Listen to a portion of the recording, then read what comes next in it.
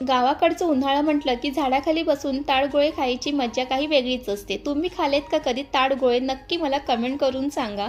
गावाकडचा खास उन्हाळी खजिना म्हणजे ताडगोळे. लहानपणी झाडाखाली बसून खायचो ना, तीच आठवण परत आली. हे बघा, असे दिसतात ताडगोळे. बाहेरून कडक पण आतून अगदी नरम थंडगार. गावात ऊन खूप असलं की हे खाल्ले की लगेच गारवा मिळतो. जणू काही निसर्गाने दिलेली थंडाईच.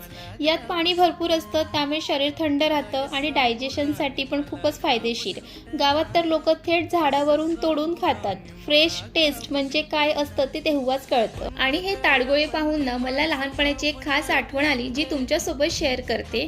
उन्हाळ्याच्या सुट्ट्या लागल्या की आम्ही सगळे भावंड एकत्र यायचे आणि मग शेतात जाऊन ताडगोळे तोडायचे, अलगद सोलायचे आणि मग काय मस्त झाडाच्या सावलीत बसून एकदम थंडगार ताडगोळे खायचे आणि खूप मज्जा मस्ती धमाल करायचे. आणि खरंच सांगते की गावाकडच्या लहानपणीची जी काही मज्जा मस्ती ना, ती काही वेगळीच असते.